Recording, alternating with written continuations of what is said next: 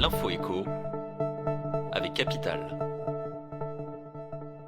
Le chiffre du jour, c'est 1 900 000 euros. C'est le redressement fiscal auquel le milliardaire français Marc Ladret de la Charrière a échappé. La justice lui a donné raison dans son litige avec le fisc concernant la donation-partage de son empire en faveur de ses 4 enfants. La justice a estimé qu'il avait bien droit à la réduction d'impôt de 75% prévue par le pacte Dutreil, bien qu'il ait transféré la holding de tête de son empire de la France vers le Luxembourg. Propriétaire des sites Allociné, Pure People, de la salle Pleyel, du théâtre Marigny, des casinos Barrière à 40%, Marc Ladret de la Charrière est la 22e fortune française, avec un empire valorisé à 4,7 milliards d'euros.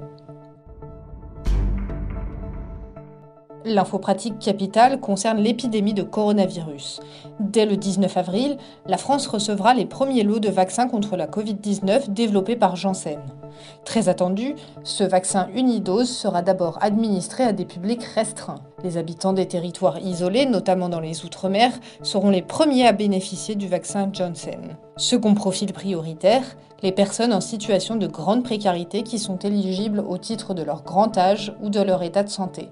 Ensuite, le produit de Janssen pourra être administré à un public plus large. Retrouvez plus d'informations sur Capital. La citation du jour, c'est à Michel-Édouard Leclerc qu'on la doit. Dans son livre « Les essentiels de la République », le patron de l'enseigne de supermarché estime que « parler de rayons non essentiels, c'est une expression ségrégationniste ». Dans son ouvrage, il raconte la crise vue du carrelage des magasins. J'ai essayé de montrer que tout le monde était essentiel. Pas seulement la caissière emblématique, mais aussi les camionneurs, les spécialistes de la logistique, toute la chaîne qui a permis d'approvisionner les Français, explique-t-il. Interrogé par Capital, Michel-Édouard Leclerc revient sur la pénurie de masques, l'accompagnement de l'État et le rapport avec les producteurs français. Et on termine par l'imbroglio du jour. Un couple originaire de Charente-Maritime a acheté une voiture d'occasion. Pour aller la récupérer, Loïc Vidot s'est déplacé en train jusqu'à Perpignan, où il a versé les 8 340 € au vendeur, repéré sur un site d'annonce entre particuliers. Mais sur le chemin du retour, il rencontre des problèmes mécaniques avec sa nouvelle voiture.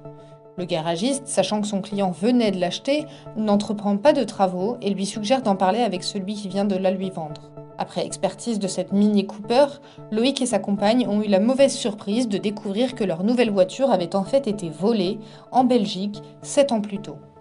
En attendant que la justice retrouve le vendeur frauduleux qui a disparu dans la nature, le couple de Charentais est obligé chaque jour de voir son véhicule mis sous scellé et immobilisé dans leur garage.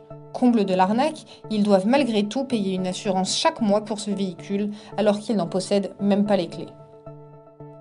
C'était l'info écho avec Capital.